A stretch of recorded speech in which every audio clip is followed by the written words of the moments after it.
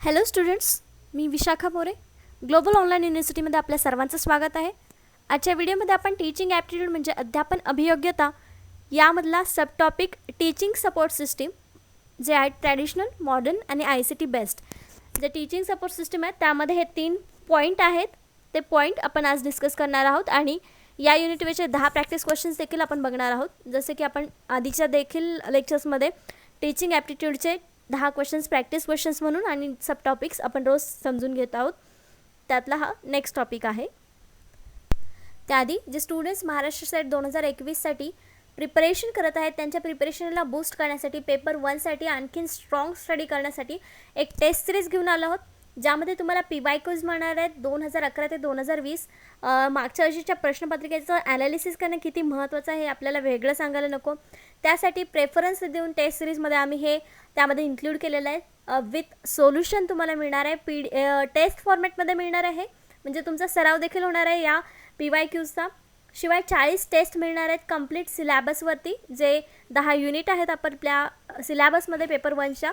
त्यावर पूर्ण प्रत्येक युनिटवर 2 टेस्ट अशा 40 टेस्ट असणार आहेत. फुल सिलॅबस नोट्स असणार आहेत इंग्लिश आणि मराठी लँग्वेजमध्ये. ज्या लँग्वेजमध्ये तुम्ही कम्फर्टेबल असाल त्याच्यामध्ये ते नोट्स तुम्ही रीड करू शकता. फुल सिलॅबस व्हिडिओ लेक्चर्स मिळणार आहेत. हे सगळं तुम्हाला मिळणार आहे या टेस्ट सिरीजमध्ये आणि पेपर 1चा सगळा अभ्यास तुमचा इथे कवर होणार आहे. फक्त प्रॅक्टिसने पेपर 1 तुम्ही क्लिअर करू शकता महाराष्ट्र सेट 2021साठी. म्हणून लवकरात लवकर ही टेस्ट सिरीज जॉईन करा, सबस्क्राईब करा. ही टेस्ट सिरीज जॉईन करण्यासाठी आणि आणखी इन्फॉर्मेशन मिळवण्यासाठी प्ले स्टोरवरून तुम्ही ग्लोबल ऑनलाईन युनिव्हर्सिटी नावाचं ॲप्लिकेशन डाउनलोड करू शकता. स्क्रीनवर जो लोगो दिसतोय तो लोगो आहे आणि ग्लोबल ऑनलाईन युनिव्हर्सिटी नावाचं ॲप्लिकेशन प्ले स्टोरवरून डाउनलोड करू शकता किंवा व्हॉट्सअप नंबर आहे त्यावर तुम्ही संपर्क साधू शकता. सुरू करूया आपण आजचा पहिला topic, teaching support system, teaching aids. Teaching support सिस्टीमला आपण टीचिंग एड्स देखील म्हणू शकतो. टीचिंग एड्स म्हणजे काय, जे आपण शिकवताना वापरणाऱ्या गोष्टी आहेत त्यांना आपण टीचिंग एड्स असं म्हणू शकतो. तर इथे काय सांगितलं आहे, teaching support system teaching aids are instructional aids, book, chalk and board, picture, objects such as globe or map or specimen, or devices such as DVD or computer used by the teacher to enhance and enliven classroom instruction. Teaching aids are instructional material and devices that help the teacher in carrying out the teaching learning process. काय सांगितलेलं आहे, तर teaching learning process complete होण्यासाठी book, chalk, pictures किंवा आपण map, भूगोलाचा तास असेल तेव्हा मॅप वापरतो, त्याच्यानंतर कम्प्युटर वापरतो, DVD वापरतो.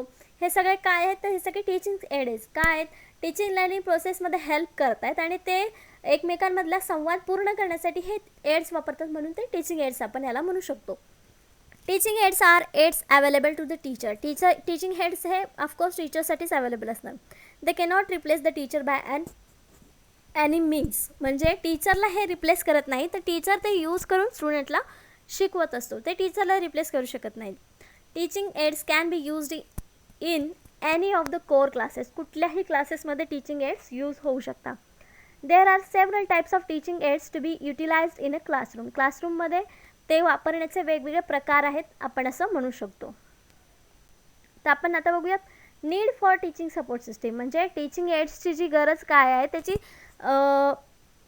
आवश्यकता काय आहे, तर एक एक पॉईंट्स बघूया आपण. Every individual has tendency to forget. Proper use of teaching aids help to retain more concepts. ज्या कन्सेप्ट्स आहेत काही म्हणजे प्रत्येक माणसामध्ये ही टेंडन्सी आहे की काहीतरी गोष्टी आपण विसरत असतो, पण हे टीचिंग एड्स वापरल्याने आपल्या कन्सेप्ट काय होतात, लक्षात राहतात. प्रॉपर यूज केला टीचिंग एड्सचा ते आपल्या लक्षात राहतात. जसं की लहान मुलांना आपण ABCD शिकवतो तेव्हा ए सोबत त्याला ॲपल दाखवलं की तो A फॉर ॲपल हे लक्षात राहतं. ही टेंडन्सी असते, म्हणजे तिथं आपण टीचिंग एड वापरला. पिक्चर हा एक टीचिंग एड आहे, तो आपण वापरला. नेक्स्ट आहे students can learn better when they motivated properly through the different teaching. म्हणजे स्टुडंट शिकण्यासाठी उत्साही कधी होतील, जेव्हा त्यांना एका वेगळ्या गोष्टीतून प्रेरणा मिळेल किंवा टीचिंगमध्ये काहीतरी इंटरेस्टिंग दिसेल तेव्हा ते मोटिवेट होतील. Teaching aids develop the proper image when the student see, hear, taste and smell. त्यांची डेव्हलपमेंट कधी होते, प्रॉपर इमेज.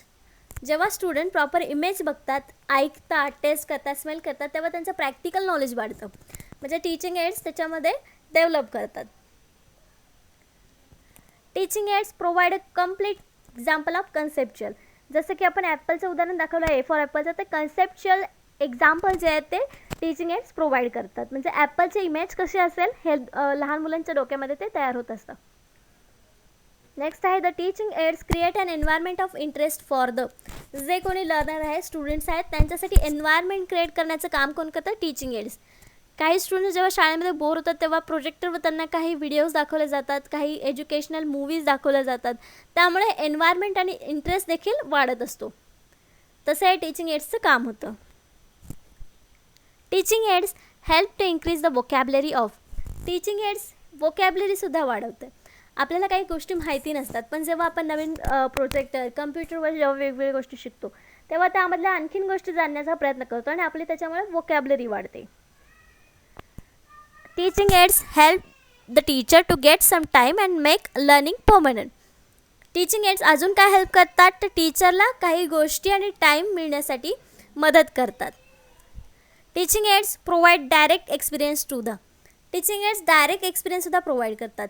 जसं की आपण बघतो की कम्प्युटर जे आहेत हे आपण एक टीचिंग एड म्हणून वापरतो, पण कम्प्युटरमुळे आपल्याला अजून एक्स्ट्रा नॉलेज देखील मिळतं की तो हाताळायचा कसा, त्याचा आणखीन वापर काय, एक्स्ट्रा डायरेक्ट एक्सपिरियन्ससुद्धा आपल्याला त्याच्यातून मिळतो. अशा प्रकारे या टीचिंग एड्सचा नीड काय आहे, गरज काय, आवश्यकता काय, त्याचा उपयोग काय होतो हे आपल्याला सांगता येतं. नीड बघितली टीचिंग एड्सचे, आता इम्पॉर्टन्स ऑफ टीचिंग एड्स बघायचं आहे, म्हणजे त्याचं महत्त्व काय आहे ते बघायचं आहे. Teaching aids play a very important role in teaching learning process. Teaching learning प्रोसेसमध्ये टीचिंग एड्स हे खूप महत्त्वाचा रोल प्ले करतात. सुरुवातीला काय करतात, मोटिवेशन देतात. जे स्टुडंट्स आहेत त्यांना शिकण्यासाठी लर्न बेटर म्हणजे ते करण्यासाठी काय करतात, तर टीचिंग एड्स जे आहेत ते मोटिवेट करत असतात. Clarification, through teaching aids the teacher clarifies the subject matter more easily. जसं की आपल्याला माहिती आहे की प्रयोगशाळेमध्ये जे प्रयोग करतात त्याच्यातून ती कन्सेप्ट क्लॅरिफाय होण्यास मदत करते, म्हणजे टीचिंग एड्स आपण तिथे वापरतो. Discouragement of cramming, teaching aids can facilitate the proper understanding of the student which discourage the act of cramming. तर वायफळ काही गोष्टी करण्यासाठी हे डिस्करेज करतात या गोष्टी, याच्यामध्ये स्टुडंटचा आपोआपच अंडरस्टँडिंग वाढतं आणि शिकण्यासाठी इंटरेस्ट वाढतो, त्याच्यामुळे तिथे डिस्करेजमेंट ऑफ क्रॅमिंग होत असतं. Increase the vocabulary, teaching aids help to increase the vocabulary of students more effectively.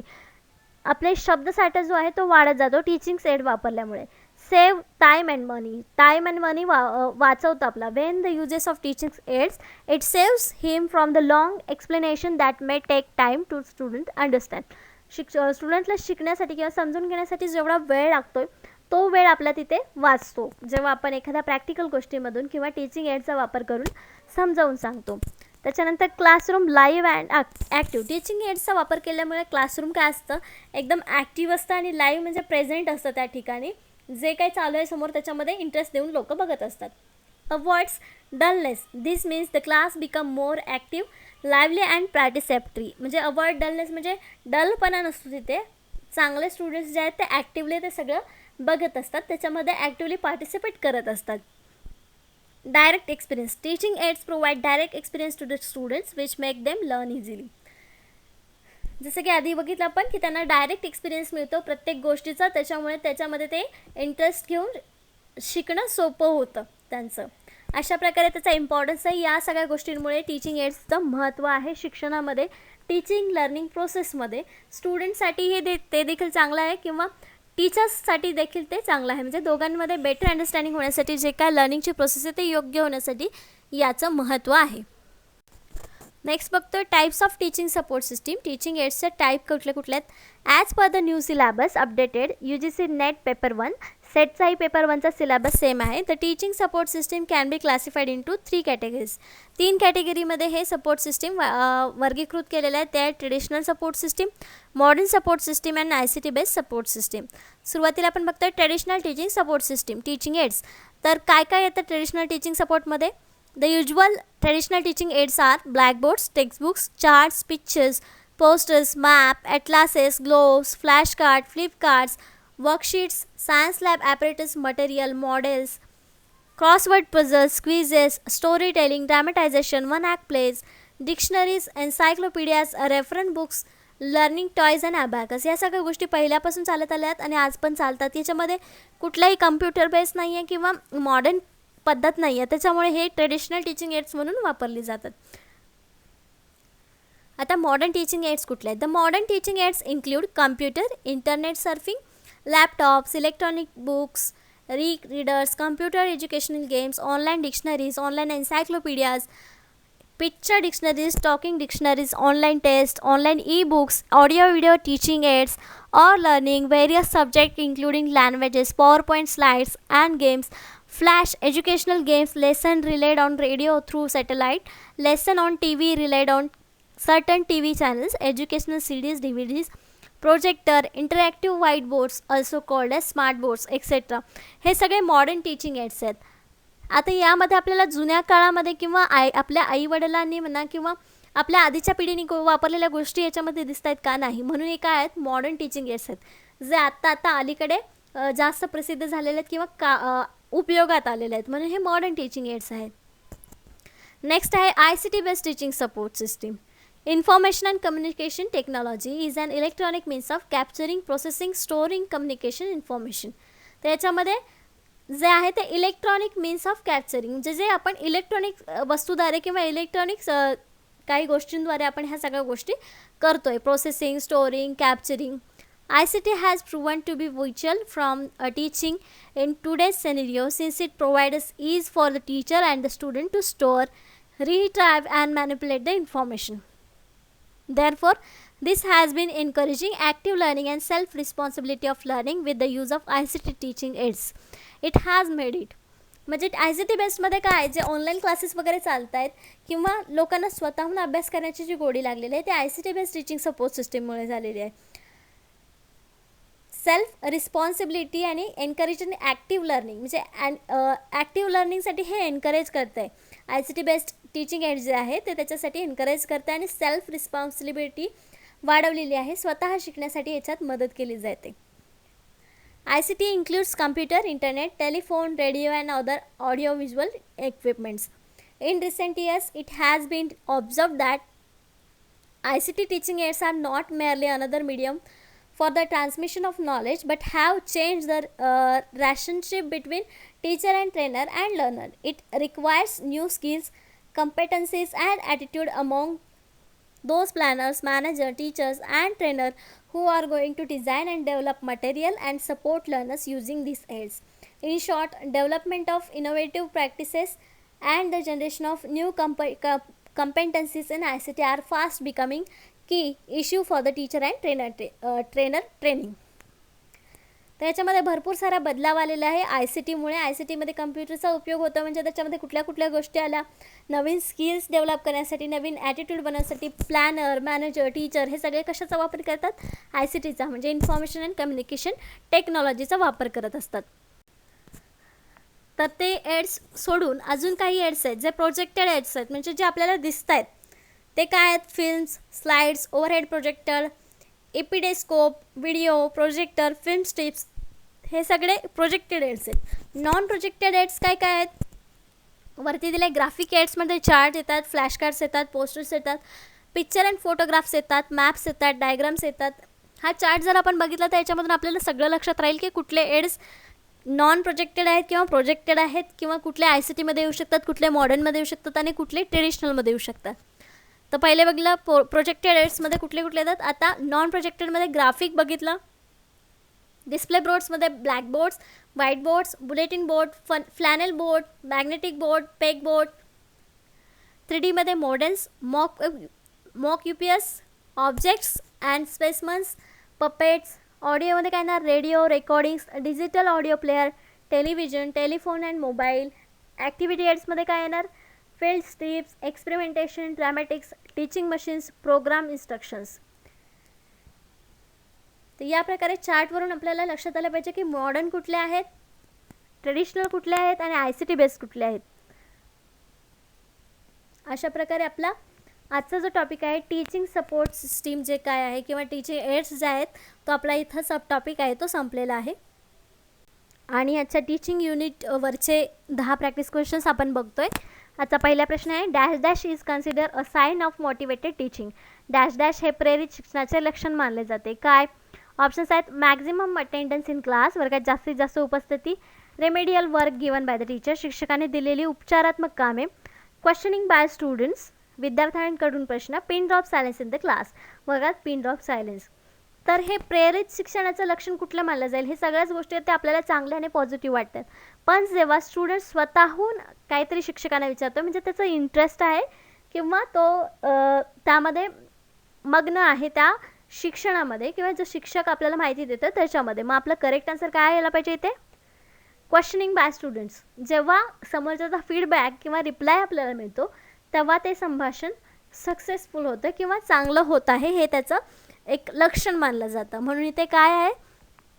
Dash dash is considered a sign of motivated teaching, questioning by students is considered a sign of motivated teaching. म्हणून आपल्याला याचं answer C मिळालेला आहे.